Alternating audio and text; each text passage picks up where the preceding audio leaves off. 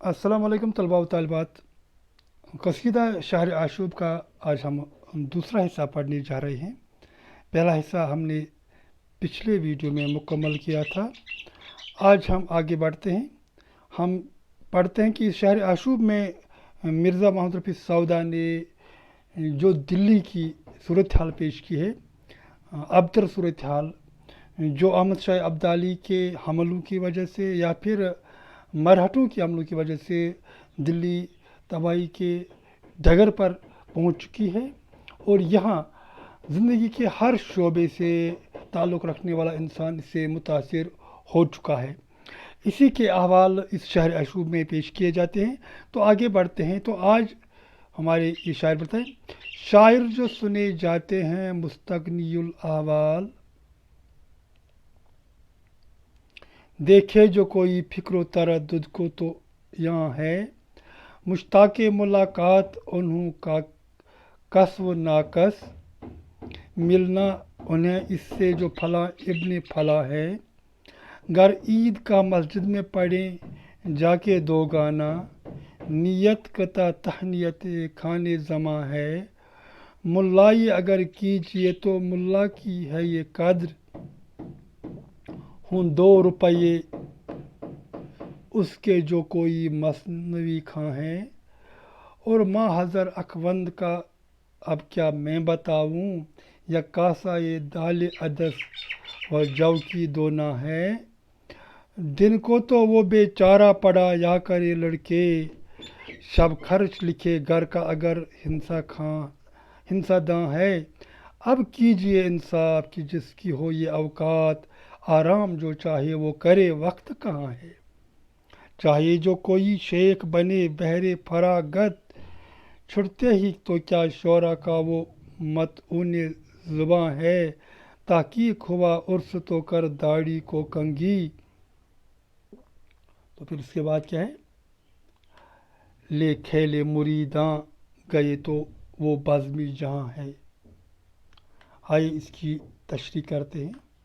शायर जो सुने जाते हैं मुस्तगनीउल अहवाल, देखे जो कोई फ़िक्र तरद्दुद को तो यहाँ है।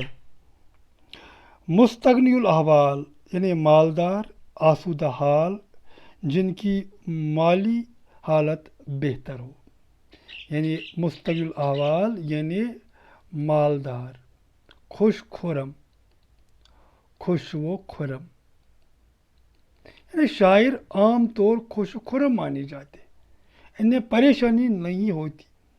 देखे जो कोई फ़िक्र तरद्दुद, फ़िक्र कहते हैं अंदेशा को, तरद्दुद कहते हैं शक को, शक और अंदेशों में वो शक और अंदेशे उनके यहाँ पाए जाते। यहाँ माने यहाँ। अब इस पहले शेर का हम तर्जमा देखते हैं। इस शेर से शायर की हालत की तस्वीर कशी शुरू होती है, यानी एक आम शायर की। शायर जिनके बारे में ये सुनने को मिलता है कि ये खुशहाल होते थे और इनको कोई माली परेशानी नहीं होती थी, लेकिन अब ये कहने की बातें रह गई है। अगर कोई करीब से इनको देखे तो शायर को फ़िक्र माश के साथ साथ अपनी शायरी के हवाले से भी 100 परेशानियाँ लाहिक है। अगला शेर, मुश्ताक़ मुलाकात उन्हों का कस व नाकस, मिलना उन्हें इनसे जो फला इब्न फला है। कास व नाकस कहते हैं अदना और आला, अदना व आला यानी चाहे अमीर की बात हो या फिर अदना व आला या फिर गरीब की बात। तो अदना व आला, अमीर व गरीब, खास व आम, फला, जो शख्स भी जहन में आए उसे फला कहते हैं। फला इब्न यानी कोई भी, फला इब्न फला यानी कोई भी शख्स जिसकी बात छेड़ी जाए।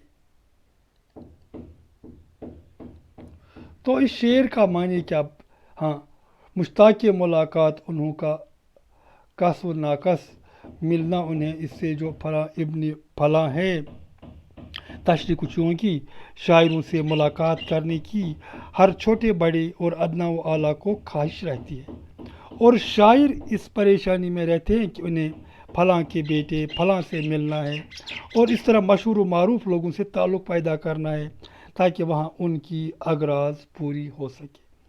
تو یہ دو اشعار ایک ہی شعبے سے تعلق، یہ پہلا شعر بھی شاعر کے بارے میں، دوسرا بھی۔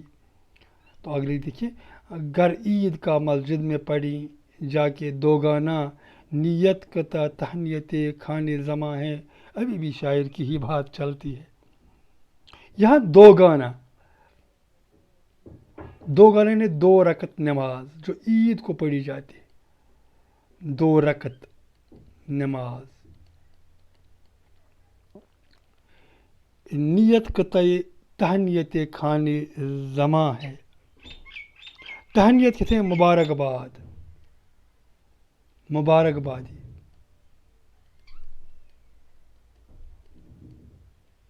کھانے زماں، زمانے کا بادشاہ یعنی نواب۔ شاعروں کو عموماً یہ انعام و اکرام نوابوں سے ملا کرتے تھے۔ تو یہاں آگے بڑھتے ہوئے سودا کہتے ہیں کہ عید پر شاعر مسجد میں جا کر 2 نماز پڑھنے جاتے ہیں تو ان کی نماز میں بھی اس طرف دھیان ہوتا ہے کہ فلاں نواب کو عید کی مبارکباد دینے کے سلسلے میں کوئی قطعہ تیار کرنا ہے۔ قطعہ کہتے ہیں غزل کا وہ چھوٹا سا ٹکڑا جس میں ایک ہی موضوع پر بات ہو۔ یہاں کوئی قطعہ مطلب چھوٹی سی نظم جس میں اس نواب کی بہت زیادہ تعریف ہو، وہ خوش ہو جائے تاکہ عید کے دن کوئی اچھا سا انعام دے پائے۔ چنانچہ نماز کی نیت کے بجائے شاعر کے دل میں قطعہ کہنے کی نیت ہوتی ہے کہ ایسا قطعہ کہا جائے جسے سن کر نواب خوش ہو جائے۔ تو یہ شہر عاشوب کی بات چلی ہے، یعنی دلی جب تباہ و برباد ہو چکی ہے تو شاعر کون کون سے حربے اپنا رہا ہے اس میں۔ اگلا شعر، ملائی اگر کیجئے تو ملا کی ہے قدر، ہوں 2 روپے اس کے جو کوئی مثنوی کھاں ہے۔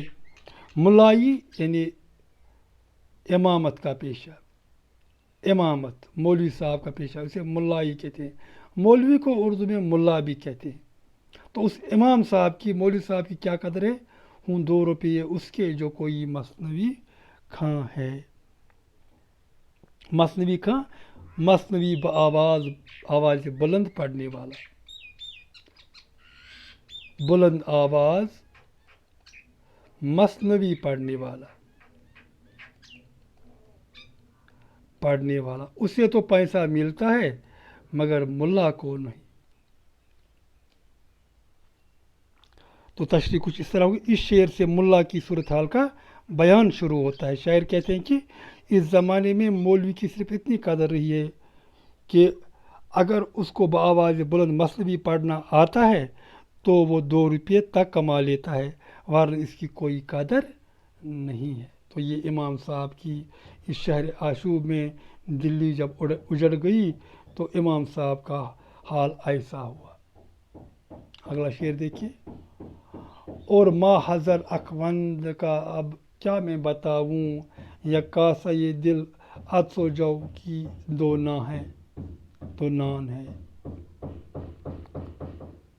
ماں حضر کھانا جو موجود ہو، اخوند کہتے ہیں استاد، یعنی استاد کے پاس اب جو کھانا ہے اس کی بات۔ ماں حضر جو کچھ موجود کھانا، تو اخوند کہتے ہیں استاد کو۔ ایک جو استاد ہے اس کے سامنے، یہ مولوی جو ہے یہ استاد بھی مکتب میں بھی پڑھاتا ہے، اس کے سامنے جو کھانا موجود ہوتا ہے میں کیا بتاؤں، یا کاسہ، یا کہتے ہیں ایک کو، ایک کاسہ ایک پیالہ، دال عدس و جو کی 2 نان ہے۔ تو کاسہ کہتے ہیں پیالہ کو، دال عدس مسور کی دال، عدس کہتے ہیں مسور کو، مسور کی دال۔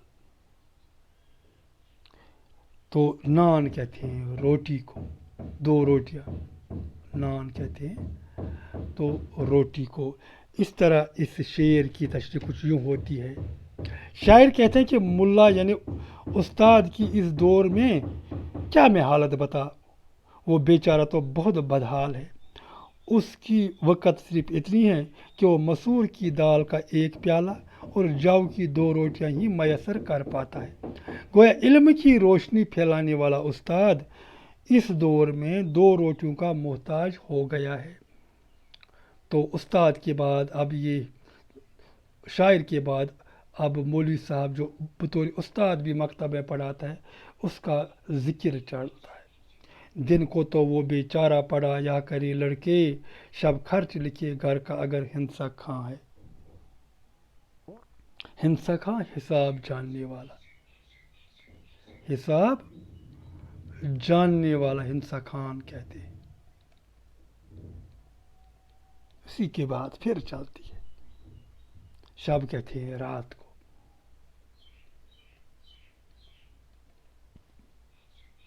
تو ترجمہ کچھ وہ ہوگا، ایسے ہوگا، وہ دن کو تو مدرسے میں لڑکوں کو پڑھایا کرتا ہے اور رات کو اپنے گھر کا خرچہ لکھتا ہے، وہ بھی اگر حساب جانتا ہو تو۔ گویا دن لڑکوں کو پڑھانے میں اور ان کے ساتھ سر کھپائی کرنے میں بیت جاتا ہے، اور رات کو قلیل آمدنی کے سبب گھر کے خرچے کی فکر ستاتی ہے۔ اگلا شعر، اب کیجئے انصاف کہ جس کی ہو یہ اوقات، آرام وہ چاہے وہ کرے وقت کہاں ہے۔ اب آپ ہی کیجئے انصاف، جس کی ہو یہ اوقات، اوقات ہے گزر بسر، یہ ملا کی بات ہے یا استاد کی، یعنی اب جب اس کی گزر بسر ایسی ہو، وہ کہاں آرام کرے۔ تو اب آپ ہی انصاف کیجئے کہ جس استاد کی حالت اس قدر خستہ ہو اور جس کی حیثیت کا یہ عالم ہو، وہ آرام کیسے کر سکتا ہے؟ اس کے پاس تو وقت ہی نہیں کہ وہ آرام کرے یا چین سے وقت گزارے۔ تو اگلا شعر، چاہے جو کوئی شیخ بنے بہر فراغت، چھٹتے ہی تو شعرا کا وہ متعون زباں ہے۔ بہر فراغت، نجات پانے کے لیے، آرام کے لیے، فراغت کے لیے، آرام کے واسطے، بہر فراغت کہتے ہیں آرام کے واسطے۔ تو بہر فراغت آرام کے واسطے۔ اسی طرح ہمارے پاس متعون زباں، تانا دیا ہوا، جس پر ہر کوئی تانا کسے، ہر کسی کے تانے سننے والا، تانے سننے والا۔ جب آپ کے اوقات، آپ کی زندگی اچھے سے نہیں کٹتی تو ہر کوئی آپ پر تانے کستا رہتا ہے۔ تو اس شعر سے شیخ کی صورتحال کا بیان شروع ہوتا ہے۔ شاعر کہتے ہیں کہ اگر کوئی آرام کی زندگی گزارنے کے لیے شیخ بنتا ہے تو وہ شاعروں کے طعنوں سے ہرگز بچ نہیں سکتا۔ شاعر شیخ پر تانے کستے رہتے ہیں۔ تو اگلا شعر، تحقیق ہوا عرس تو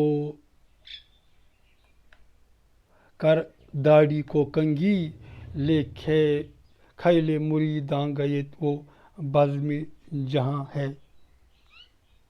تحقیق ہوا یعنی معلوم ہوا، تحقیق ہوا معلوم ہوا، پتہ چلا، تحقیق ہوا یعنی معلوم ہوا۔ کھیل کہتے ہیں گروہ، جو بزرگ کے پاس گروہ در گروہ لوگ آتے ہیں، اسے کھیل کہتے ہیں، کھیل۔ کھیل تو گھوڑے کو بھی کہتے ہیں، گھوڑے کو بھی کھیل شاید فارسی میں کہتے ہیں۔ تو اس شعر میں کون سی بات کہی جانی ہے؟ سودا کہتے ہیں کہ جب شیخ کو معلوم ہوتا ہے کہ کہیں عرس منایا جانے والا ہے تو شیخ صاحب داڑھی میں کنگھی وغیرہ کر کے، یعنی کافی سج دج کر اپنے مریدوں کی جماعت کے ساتھ اس محفل میں پہنچ جاتے ہیں۔ بڑھتے ہیں اگلے شعر کی اور۔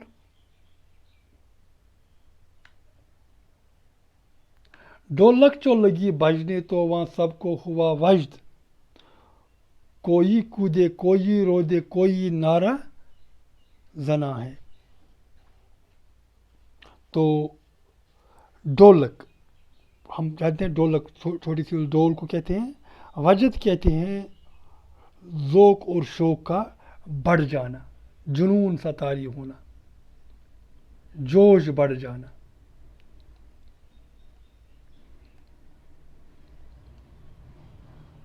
तो शेर की तशरीह कुछ ऐसी होगी। उर्स के मौके पर जमी महफिल में जब ढोलक बजने लगी तो महफिल में बैठे शेख के मुरीद वजद में आ गए। कोई रोने लगा, कोई छलांगे मारने लगा और कोई ज़ोर ज़ोर से नारे लगाने लगा। कोई यहाँ अब ये उन शेख यहाँ वो लोग होते हैं जो जिनको लोग पीर मानते हैं। पीर यानी जिनके यहाँ लोग इसलिए जाते हैं कि ताकि उनके गमों का मुदावा हो सके। तो इनका अब जिक्र है कि उनकी हालत कैसी हो चुकी है। बेताल हुए शेख जो टुक वजद में आकर, सरगोशियाँ में फिर बदउसूली का बयां है। बेताल मीन्स बेसुरे, बेसुरे, बेताल हुए बेसुरे। टुक ज़रा, ये भी दखनी उर्दू का लफ्ज़ है। टुक कहते हैं ज़रा को। सरगोशियाँ, काना फूसी, काना फूसी। तो इस शेर का क्या अब मतलब बनता है?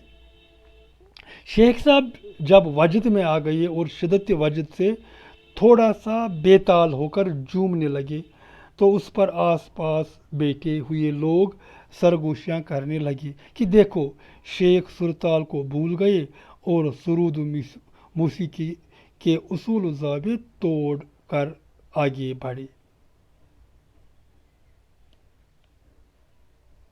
अगला शेर,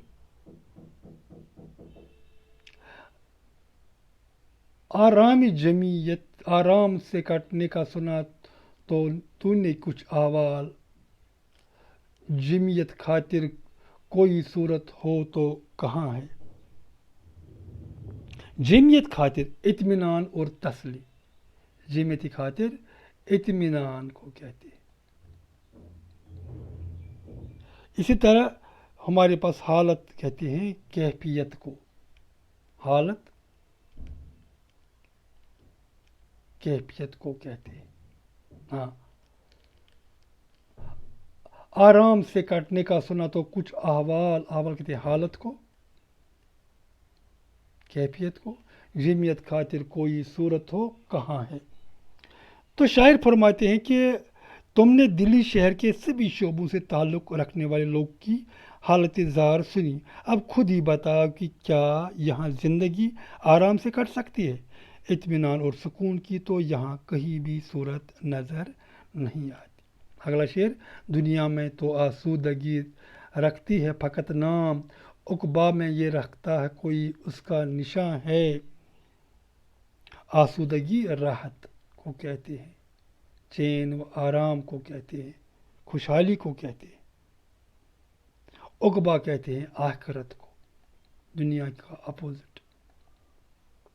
तो तशरीह कुछ यूँ होगी, इस दुनिया में आराम, चैन और खुशहाली तो फ़कत नाम की चीज़ें हैं।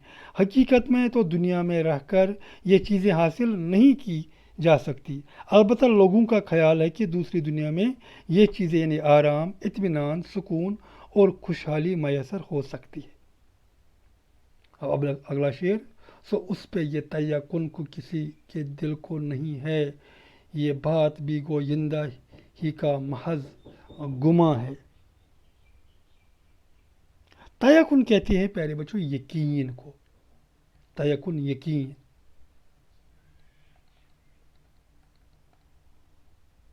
इसी तरह हमारे पास गोयंदा कहने वाला, बात कहने वाला गोयंदा कहलाता है।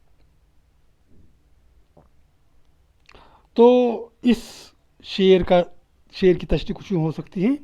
फरमाते हैं कि इस बात पर भी लोगों को यकीन नहीं है कि दूसरी दुनिया में आराम, इत्मीनान, सुकून और खुशहाली जैसी चीज़ें हासिल होंगी। यह भी शायद कहने वाले का महज एक अंदाज़ा और वहम है। वहाँ भी शायद इन चीज़ों का काल ही होगा। प्यारे बच्चों, यहाँ जो शायर बात कहता है वो लोगों का के तर्ज अमल के बारे में कहता है।